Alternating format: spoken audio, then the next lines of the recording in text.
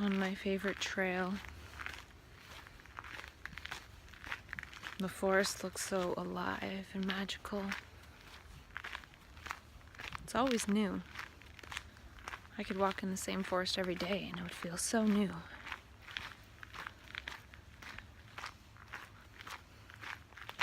Last night I spent hours reading the book The E-Myth Revisited, and it got off to a slow start. Wasn't really loving the writing style of telling a particular story about a particular business, and my brain doesn't really resonate with stories that much. More with inspiring context. And then it got to that part, and it gives the example of McDonald's and goes on and on about it, as it's such a great franchise business, but look at all the destruction it causes in terms of health.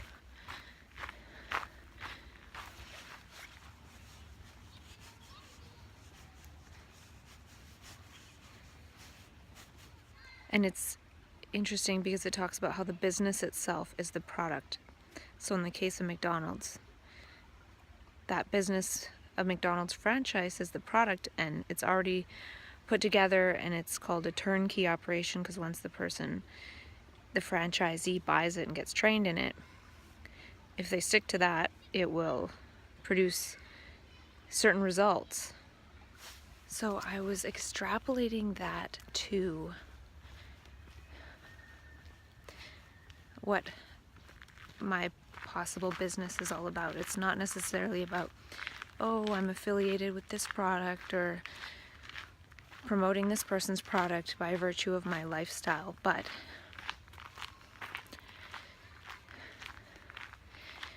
the whole lifestyle design.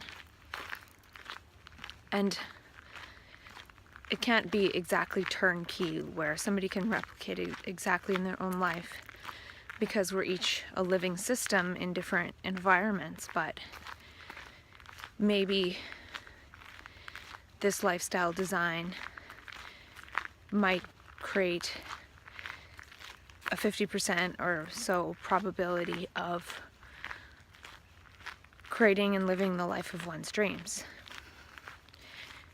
after being labeled with a serious and persistent mental illness, which for us at this point is really good odds, because at this point right now it's guaranteed 25 years earlier death, and the rest of the life we do live, if we're 35 and we live till we're 60, those 25 years that we have left, and then minus the 25 years to live till 80 or whatever the heck, or 75, those years are going to totally suck.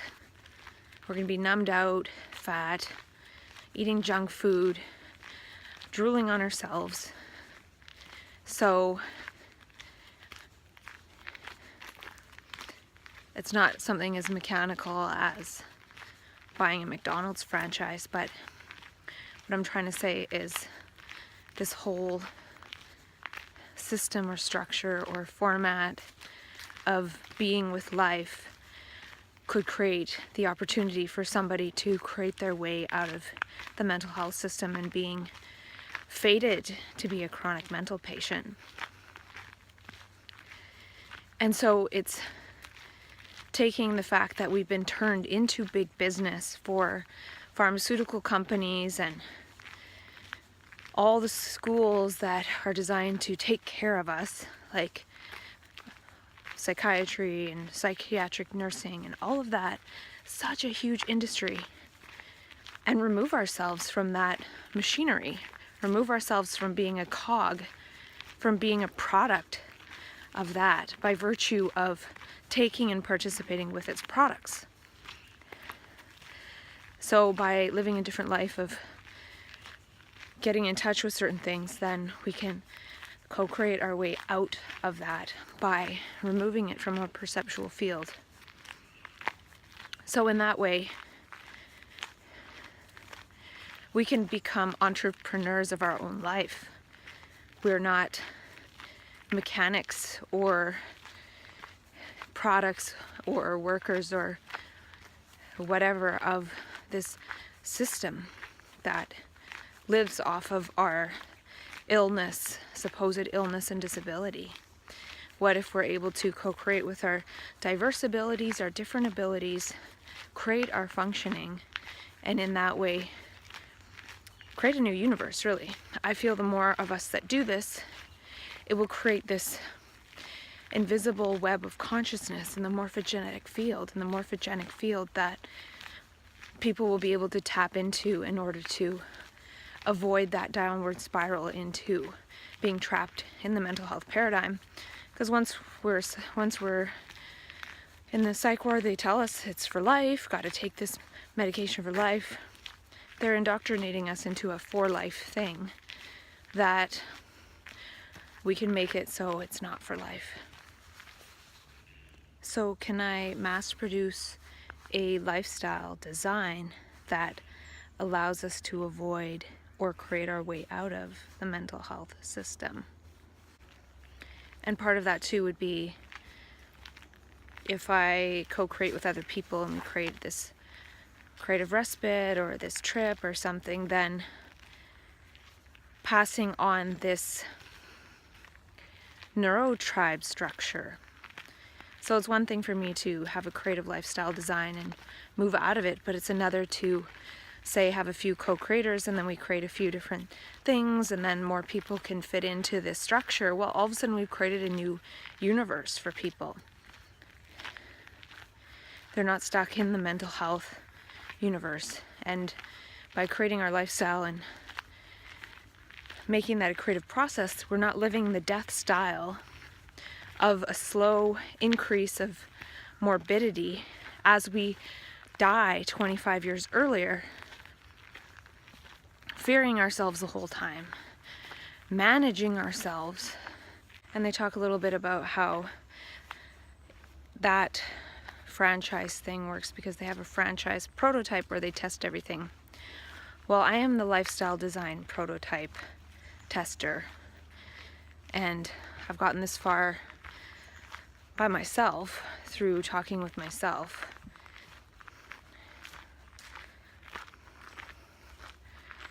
And then inviting other people to explore this too. So what if we could have a 75% transformation rate and transform from mental patients to being people who are able to live and create their dreams? So I'll be sharing my transformation, and perhaps that will help facilitate transformation in others who are stuck in the same thing. It's sort of like how they say most small businesses fail and maybe 80% go under in the first year or something. Well, when we go into map consciousness, we become really creative with our lives and we fall out of that, and then we fall into the pharmaceutical trap. And a good percentage of us do.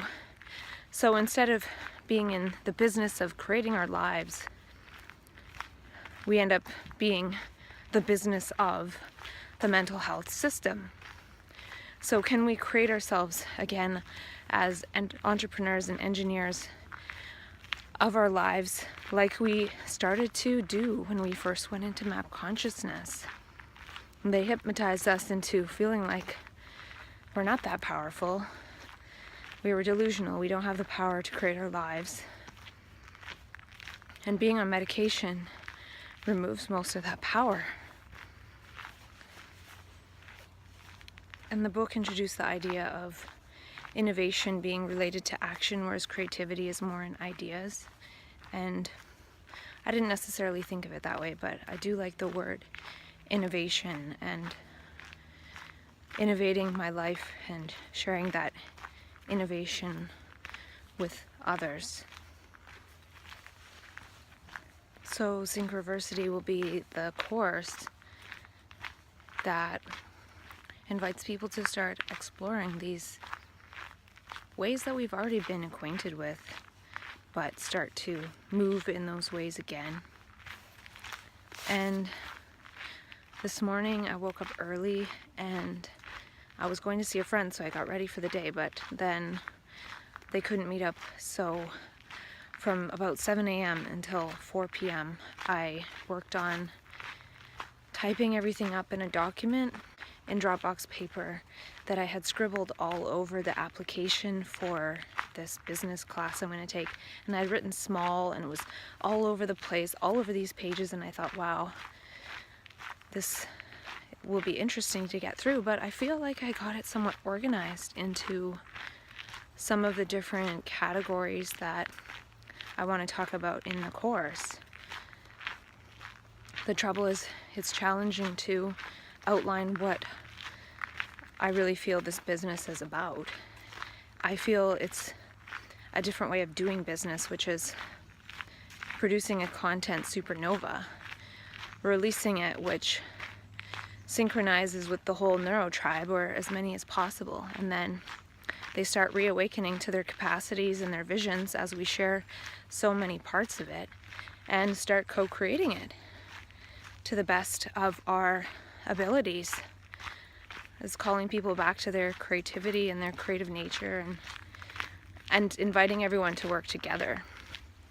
Even if we're not all connected and talking and everything, we're still working on this vision and not knowing what it's all about exactly. It's mysterious. So part of the business is learning about business, and I've talked about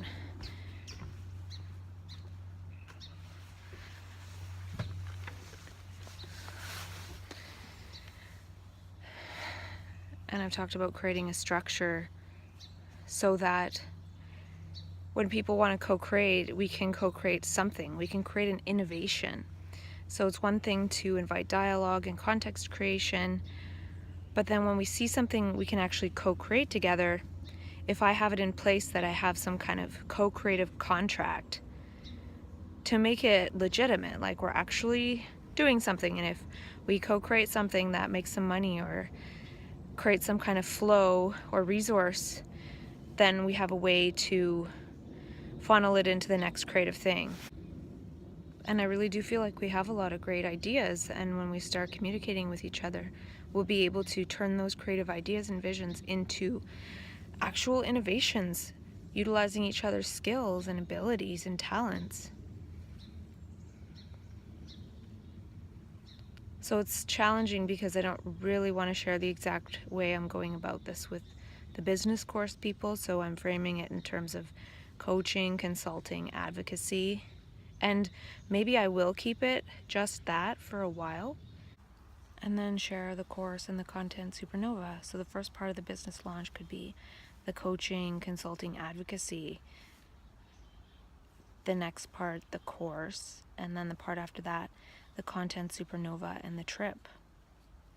And then finding a place to create the Synchronicity Dream Center, the creative respite where people can go and be that joyful, happy, and harvest their joy when they're in that space. And then if they fall out of that, not be pharmaceuticalized and pathologized, and have a psychologically safe space to be reconnected with one's transconscious altruist algorithm and away from the self, me thought past. And the lifestyle prototype will be the lifestyle I've designed, and that's going to start soon, because once I get my magical backpack, I can start putting the items in there. I've got a bit of a fun costume. I could then start to do some fun stuff with that, and I find that as I get certain items, then I get more ideas about what to do. And also getting the new iPhone in a month or so, and that's the phone that I want to create the course on. So until then, putting my ideas down and remembering that I don't have to put every single thing in from my self-dialogues. Whatever is alive now is fine. And I liked how the book said the system isn't something you bring to the business, it's something you derive by creating the business. So I have an idea of a system, But since I'm not sure of the language of business yet, the actual system of the business won't arise until I start creating that. So I like this idea of being able to transform the insights that I've had and this process I've undergone into a business, because I feel that we as creatives, as transconscious altruists, can create businesses with our energy, because otherwise we're going back to work in meaningless work, likely. Some of us will go back and find meaningful work for sure, but some of us will be creating new categories of work. There's new categories of work created every year, and we will be at the forefront of creating a lot of new categories and meanings and possibilities of work, which, if we understand entrepreneurship, we can translate that. So perhaps at the creativity respite, there would be some business stuff, so that way when people have these creative ideas, they can start businesses with it. And then all of a sudden it doesn't seem like crazy, out there, wild, grandiose thinking, but it's translated into something innovative right away. And then also we have the freedom to move about, and we will have created something valuable for the world with that energy. So I can see that the need to create lifestyle design, which goes with entrepreneurship, because otherwise we fall into the design of 9-to-5 society. And today I ordered one of Ricardo Semler's books, The 7-Day Weekend. He has some pretty radical business ideas that I think are in alignment with what I'm imagining. I can imagine people like us having a 7-day weekend, but being very creative entrepreneurs. And maybe having like a brilliant idea and learning how to share that with somebody who can create it, and we sell the idea for quite a bit of money, but we don't have to do anything. And that goes with the idea and meaning bank. And maybe there's 10 of us or 100 of us that create the idea and meaning bank, and then we share in the wealth of that. So there's a lot of possibilities, and that's why I need to learn the language of business. I'll be sharing a new manic creative operating system, one that doesn't get swallowed up by the mental health system. Mania as a proprietary way of living. And if we can figure out this operating system, we'll be in a new dimension of the human brain, because other people don't have access to this energy. So if we can learn how to create a structure, our new functioning, and derive this new system and way of living by living that way. So our business is really in creating a new way of living. And once we can start replicating the success of this way of living and operating, just like a franchise does, when they have a fast food restaurant that you can put one anywhere and it will operate, function, and create that which it's supposed to. Can we create a system where manic brains can be leveraged to create an exquisite universe? And can we prevent these transforming and mutating brains from getting lost in the mental health system, because that potential is potentially lost, and at the very least put in a holding pattern? Can we transform our extraordinary experiences into being extraordinary beings, doing extraordinary things? I am the mass producible pre-production prototype product, which is the manic lifestyle. I want to create more life for all people that come into contact with the business. And the manic way of being is replicated by the universe.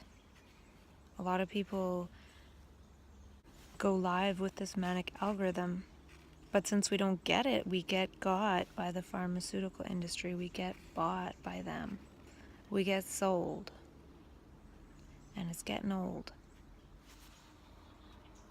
And the E-Myth book talks about how the interaction with customers is more important than what it sells. And they said something like, sometimes all it takes is a change in words, a change in gesture, and there's a different interaction with customers. Now imagine if a person who's in map consciousness gets received as a gifted genius creator. They'll move into a completely different life and trajectory than if they're met with being a crazy person.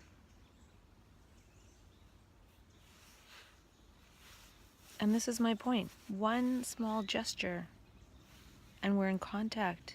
We are in eternity. We are eternity.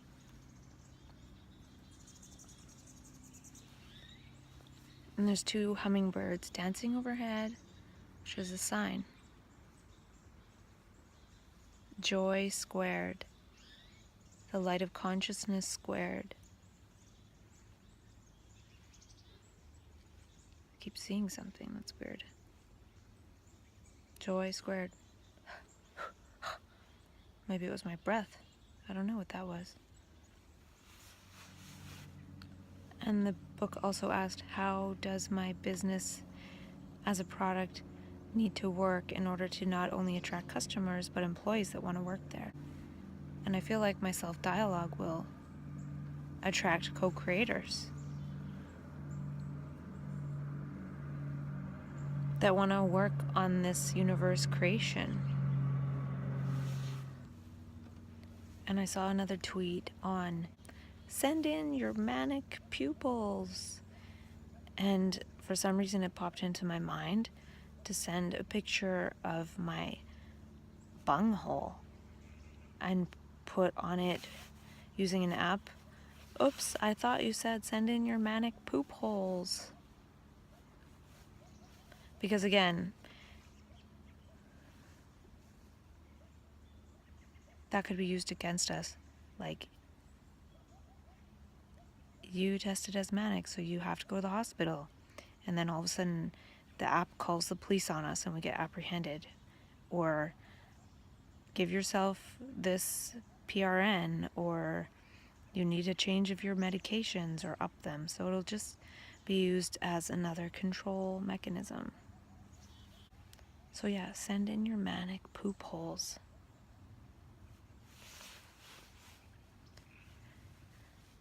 The days are feeling really fabulously long. I worked a lot today, and now I'm at the park, and then I'll go home and I'll still have energy to write some emails I need to write, maybe start writing these other things I need to write. And tomorrow I'm going to see Boney M in concert, so that'll be fun. And on Wednesday I have a barbecue, and on Thursday I might go to a trampoline thing. So there's a good mix of fun right now. I gave away my peer support shift on Monday tomorrow, so then I don't have anything interfering with the concert. And a hummingbird just flew right by my head. Today or yesterday I saw 2 hummingbirds flying around each other like this, and then they landed on the ground. I've never seen them land on the ground. I didn't know their little leggies could hold them up on the ground. I thought maybe they're designed for hanging onto little branches only. So hopefully by the end of this week I can have those things written I said I would write, and also this business application done. And wait for the next bits of whatever to show up.